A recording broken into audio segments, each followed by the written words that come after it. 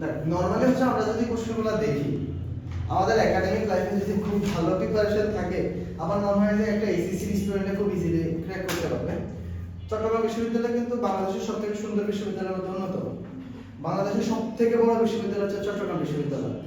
এবং তুমি যদি এখানে অনেক জায়গা থেকে অনেক কলেজ থেকে কিন্তু এখানে শিক্ষা সফরও নেয়, ভার্সিটি সুন্দর পোলাপাইন দেখতে যায়।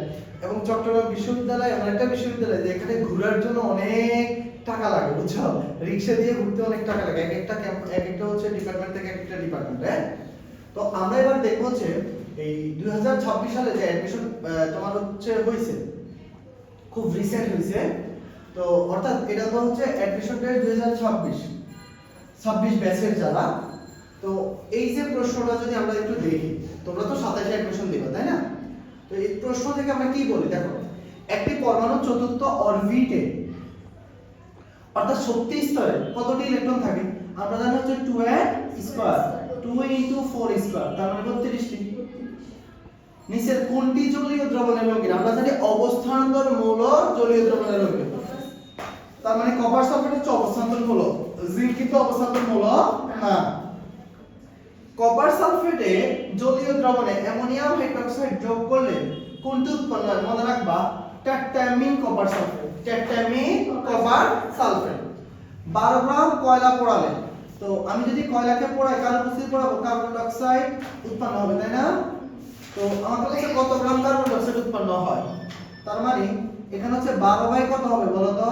12। কার্বন ডাই অক্সাইড আণবিক ভর কত? 12। তো W/N। আর কত গ্রাম কার্বন ডাই অক্সাইড উৎপন্ন হয়? আচ্ছা আমাকে বলছে কত গ্রাম কি উৎপন্ন হয় কার্বন ডাই অক্সাইড, তার মানে W/ কত? 44। তার মানে 44 গ্রাম কার্বন ডাই অক্সাইড উৎপন্ন হয়। কোনটি অবস্থান্তর মূলের বৈশিষ্ট্য নয়? রঙিন যৌগ গঠন করে এটা বৈশিষ্ট্য, দ্বিপ্লম্ব এটা বৈশিষ্ট্য, পরিবর্তনশীল জারণ সদস্য তাহলে বৈশিষ্ট্য নয় কোনটি? সন্নিবেশ বন্ধন গঠন করে না, এটা হচ্ছে আমার কি বলতো বৈশিষ্ট্য না। কারণ আমরা জানি অবস্থান্তর মূলের বৈশিষ্ট্য ফার্স্টের মধ্যে এটা নাই। sp3 সংকর অরবিটালের আকৃতি কেমন বলতো? টেট্রাহেড্রাল বা চতুস্তলকীয়। ভিনাইল ক্লোরাইডের গাঠনিক সংকেত কোনটি? এইটা হচ্ছে ভিনাইল ক্লোরাইডের গাঠনিক সংকেত। মনে রাখো, তোমরা দেখছো ওই যে ভিনাইল ক্লোরাইড PbC5, তোমরা মনে থাকার কথা PbC5, এটা থেকে তো PbC5 উৎপন্ন হয়। ভিনাইল ক্লোরাইডের গাঠনিক সংকেত কোনটি বলতো? CH2 দ্বিবন্ধন CH chloride.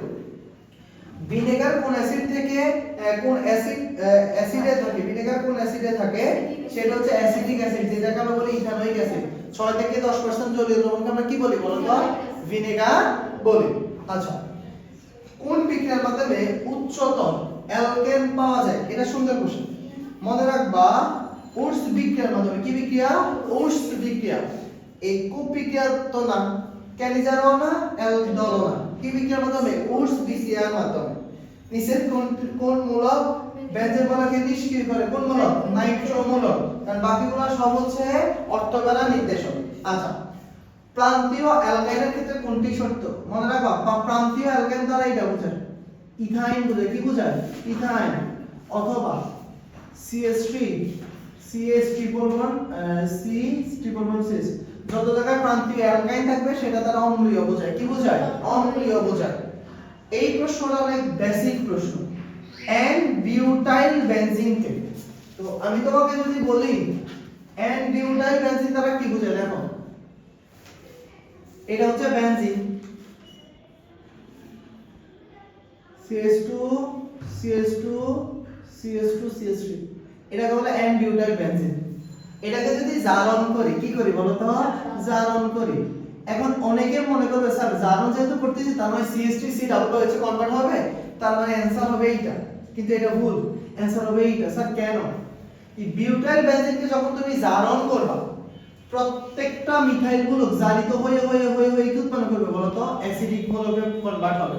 অর্থাৎ এন বিউটাইল বেনজিনকে আমরা জারণ করলে কি উৎপন্ন করবে? বেনজোইক অ্যাসিড উৎপন্ন করবে। নাইট্রোবেনজিনকে আমরা যদি 3+ HCl দ্বারা বিজারণ করি কি উৎপন্ন করে? অ্যানিলিন উৎপন্ন করে। কোনটি একটি উভয়মুখী বিক্রিয়ার সাম্যাবস্থা নির্ভর করে কিসের উপর বলো তো? বিক্রিয়া উৎপাদের ঘনমাত্রা, এটাও সঠিক। বিক্রিয়া চাপের উপর, এটাও সঠিক। তাপের উপর, এটাও সঠিক। তার মানে উল্লেখিত সব বিষয়ের উপর। একটি বাফার দ্রবণে অল্প পরিমাণ অ্যাসিড বা ক্ষার যোগ করলে pH এর কোনো পরিবর্তন হবে না, তাহলে অপরিবর্তিত থাকে।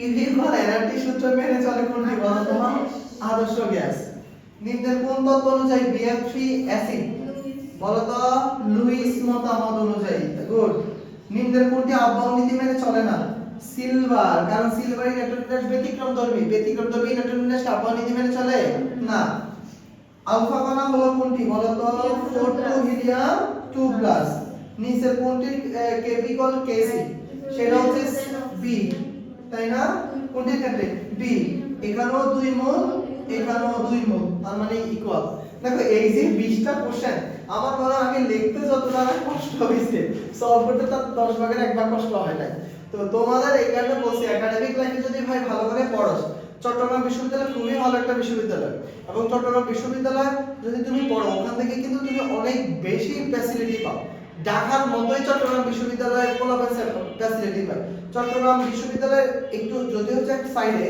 কিন্তু শহরের মধ্যে কোচিং বলো টিউশন বলো কোনো কিছুর অভাব নেই বুঝছো তো ভার্সিটি সবগুলাই সেম শুধু তোমার চান্স পাওয়াটা হচ্ছে ইম্পর্টেন্ট তাই না তো এই 20টা কোশ্চেন এবার তাকাও